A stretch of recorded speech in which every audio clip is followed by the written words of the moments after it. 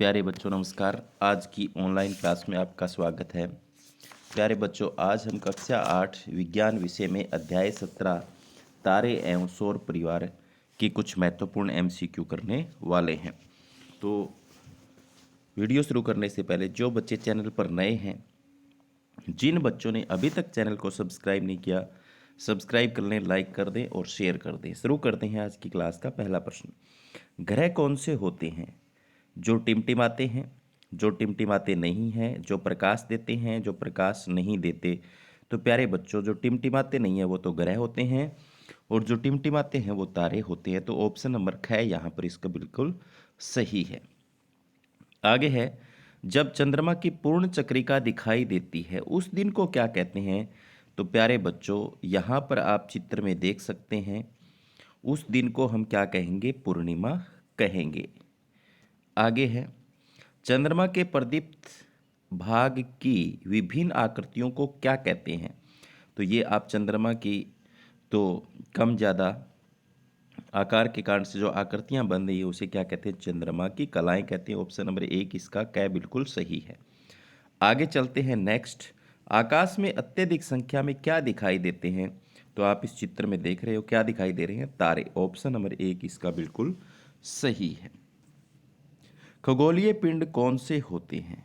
तो तारे भी खगोलीय पिंड हैं, ग्रह भी, चंद्रमा के अन्य पिंड भी। तो यहाँ पर ऑप्शन 4 इसका बिल्कुल सही हो जाएगा। उपरोक्त सभी खगोलीय पिंड हैं। रात्रि में चंद्रमा के घटते क्रम से न दिखाई देना क्या कहलाता है? तो प्यारे बच्चों, उस दिन को क्या कहेंगे? अमावस्या कहेंगे। तो ऑप्शन नंबर 2 इसका बिल्कुल सही है। आगे चलते हैं नेक्स्ट। कृत्रिम उपग्रहों का उपयोग किसके लिए किया जाता है? तो मौसम की भविष्यवाणी के लिए भी किया जाता है, रेडियो के संकेतों के लिए भी किया जाता है, टेलीविजन के संकेतों के लिए भी किया जाता है। तो उपरोक्त सभी इसका सही है। रात्रि के आकाश में सबसे अधिक प्रदीप्त पिंड कौन सा होता है? तो आप देख सकते हैं रात्रि के आकाश में कौन चमक रहा है? चंद्रमा होता है। ऑप्शन नंबर 3 इसका बिल्कुल सही है। आकाश में चंद्रमा के छोटे भाग को क्या कहते हैं? तो प्यारे बच्चों, इसको कहते हैं बालचंद्र। ऑप्शन नंबर 2 इसका बिल्कुल सही है। आगे चलते हैं नेक्स्ट। हमें चंद्रमा कैसे दिखाई देता है? तो चंद्रमा के ऊपर जब सूर्य का प्रकाश पड़ता है तो वो परावर्तित प्रकाश हमारे पृथ्वी पर पहुंचता है, उससे दिखाई देता है। तो ऑप्शन नंबर 3 इसका सही होगा। सूर्य के परावर्तित प्रकाश से हमें चंद्रमा दिखाई देता है। बालचंद्र के पश्चात पृथ्वी पृथ्वी से देखने पर प्रतिदिन चंद्रमा के किस भाग में वृद्धि होती है? तो प्रदीप्त भाग में वृद्धि होती है। ऑप्शन नंबर 2 इसका बिल्कुल सही हो जाएगा। चंद्रमा पर क्या नहीं होता प्यारे बच्चों? चंद्रमा पर न तो वायुमंडल है न जल है। तो ऑप्शन नंबर 3 इसका सही हो जाएगा। क और ख दोनों। आगे चलते हैं। पृथ्वी की एक परिक्रमा अपने अक्ष पर एक घूर्णन द्वारा कौन तय करता है? तो पृथ्वी के चारों ओर कौन चक्कर काटता है? पृथ्वी का उपग्रह चंद्रमा। तो ऑप्शन नंबर 1 इसका बिल्कुल सही हो जाएगा। पृथ्वी किसकी परिक्रमा करती है? तो प्यारे बच्चों, पृथ्वी वो सूर्य की परिक्रमा करती है। सूर्य का एक ग्रह है पृथ्वी। आगे है, कौन अपने पर पड़ने वाले सूर्य के प्रकाश को अपनी ओर परावर्तित कर देता है? तो वो है चंद्रमा। चंद्रमा के ऊपर जो सूर्य का प्रकाश पड़ता है वो पृथ्वी की ओर परावर्तित होता है, हमारी ओर। आगे है नेक्स्ट। एक पूर्णिमा से दूसरी पूर्णिमा के कैलेंडर को क्या कहते हैं? तो प्यारे बच्चों, उसे कहते हैं एक माह। ऑप्शन नंबर 1 इसका बिल्कुल सही है। चंद्रमा किसकी परिक्रमा करता है? तो ये पहले भी आ चुका है। पृथ्वी की परिक्रमा करता है कौन? चंद्रमा, क्योंकि चंद्रमा पृथ्वी का प्राकृतिक उपग्रह है। आगे चलते हैं। किस स्थान से देखने पर चंद्रमा का सूर्य द्वारा प्रदीप्त भाग आकार में घटता है? तो वो पृथ्वी से देखने पर। ऑप्शन नंबर 4 इसका बिल्कुल सही है। आगे चलते हैं। कौन सा तारा पृथ्वी के अक्ष की दिशा में स्थित है? तो प्यारे बच्चों, आप चित्र में देख सकते हैं अक्ष में कौन सा स्थित है तारा? ध्रुव तारा। ऑप्शन नंबर 2 इसका बिल्कुल सही है। प्रकाश की चाल कितनी होती है? तो प्रकाश की चाल होती है प्यारे बच्चों 3 लाख किलोमीटर प्रति सेकंड। तो ऑप्शन नंबर 2 इसका बिल्कुल सही हो जाएगा। कौन सा व्यक्ति दूसरे स्थान पर चंद्रमा पर पहुंचा था? यानी पहली बार कोई और गया था, दूसरी बार कौन गया था? एडविन एल्ड्रिन गया था। आगे चलते हैं। नील आर्मस्ट्रांग कहाँ के थे प्यारे बच्चों? वो अमेरिका के थे। ऑप्शन नंबर 4 इसका बिल्कुल सही है। सूर्य पृथ्वी से लगभग कितनी दूरी पर है? तो प्यारे बच्चों, 15 करोड़ किलोमीटर दूरी पर है। आगे है, तारे किस दिशा में गति करते हैं? तो तारे होते हैं वो पूर्व से पश्चिम की ओर गति करते हैं। ऑप्शन नंबर 1 इसका बिल्कुल सही है। सूर्य की पृथ्वी से लगभग कितनी दूरी है? तो प्यारे बच्चों 8 प्रकाश मिनट है। यहाँ पर गलत निशान लगा रखा है, कौन सा करोगे आप? तीसरा, 8 प्रकाश मिनट। ऑप्शन नंबर 3 इसका बिल्कुल सही है। तारे क्या उत्सर्जित करते हैं? तारों का अपना प्रकाश होता है, तो अपना प्रकाश उत्सर्जित करते हैं। ऑप्शन नंबर 3 इसका बिल्कुल सही है। तो सूर्य भी एक तारा है प्यारे बच्चों। आगे है, नील आर्मस्ट्रांग ने चंद्रमा पर कदम कब रखा था? तो 21 जुलाई 1969 को रखा था नील आर्मस्ट्रांग ने चंद्रमा पर कदम। तो ऑप्शन नंबर 3 इसका बिल्कुल सही है।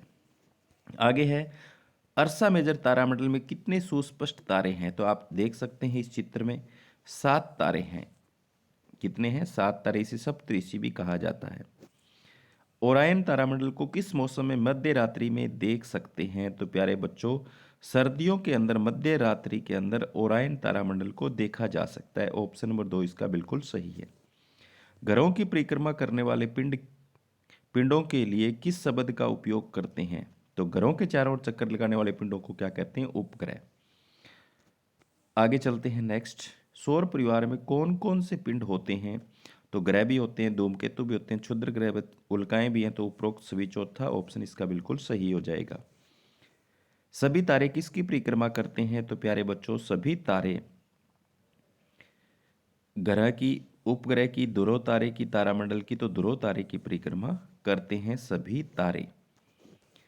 आगे है, तारामंडल अर्सा मेजर को अन्य क्या कहा जाता है? तो बिग डिपर भी कहते हैं, ग्रेट बियर भी कहते हैं, सप्तऋषि भी कहते हैं। तो ऑप्शन नंबर 4 इसका सही हो जाएगा, उपरोक्त सभी। आगे है, पहचाने जाने योग्य आकृतियों वाले तारों के समूह को क्या कहते हैं? तो प्यारे बच्चों तारों के समूह को तारामंडल कहते हैं। ऑप्शन नंबर 3 इसका बिल्कुल सही है। ग्रेट बियर तारामंडल की कलछी की हत्ती व कटोरी में कितने तारे हैं? तो कलछी के हत्ती में 3 और कटोरी में 4। ऑप्शन नंबर 3 इसका बिल्कुल सही है। सूर्य तथा इसकी परिक्रमा करने वाले खगोलीय पिंडों से मिलकर क्या बना है? तो सूर्य और इसकी परिक्रमा करने वाले खगोलीय पिंडों से मिलकर बना है सौर परिवार। सौर परिवार किसे कहते हैं? सूर्य और सूर्य के चारों ओर परिक्रमा करने वाले पिंडों के समूह को कहा जाता है सौर परिवार। ऑप्शन नंबर 1 इसका बिल्कुल सही है। आगे चलते हैं, धूमकेतु कैसे होते हैं? तो प्यारे बच्चों धूमकेतु होते हैं चमकीले सिर वाले और लंबी पूंछ वाले। तो ऑप्शन नंबर 3 इसका सही हो जाएगा। क और ख दोनों आप चित्र में देख सकते हो, ये धूमकेतु है। सौर परिवार के किन ग्रहों को आंतरिक ग्रह कहा जाता है?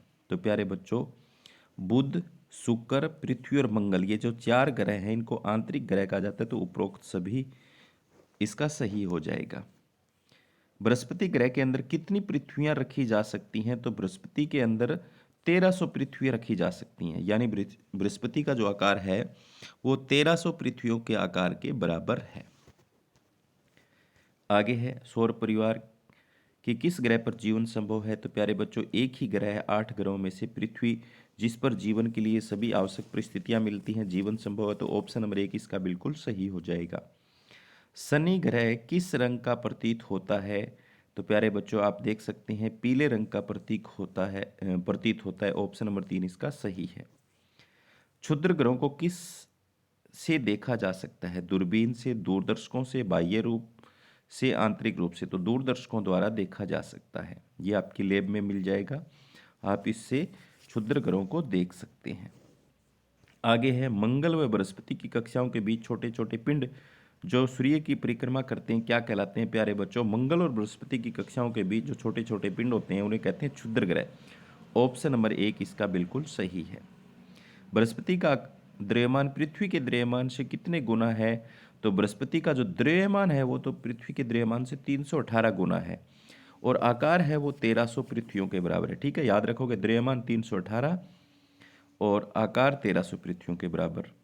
मानव निर्मित उपग्रह पृथ्वी की परिक्रमा करते हैं उन्हें क्या कहते हैं? तो प्यारे बच्चों मानव निर्मित उपग्रहों को कहते हैं कृत्रिम उपग्रह। ऑप्शन नंबर 2 इसका बिल्कुल सही है। जो पिंड पृथ्वी पर पहुंचता है उसे क्या कहते हैं? प्यारे बच्चों आपने देखा होगा रात के समय में एक पतली चिंगारी सी पैदा होती है, और जो पृथ्वी पर पहुंचती है उसे कहते हैं उल्का पिंड। आगे चलते हैं नेक्स्ट। आकाश में प्रकाश की एक चमकीली धारी को क्या कहते हैं? अभी आपको बताया, उसे क्या कहेंगे? उल्का। और जो पृथ्वी पर पहुंच जाएगी उसे कहेंगे उल्का पिंड। आगे है, हेली का धूमकेतु को कब देखा गया था? हेली के धूमकेतु को 1986 में देखा गया था। आगे है, निम्न में से कृत्रिम उपग्रह कौन से हैं?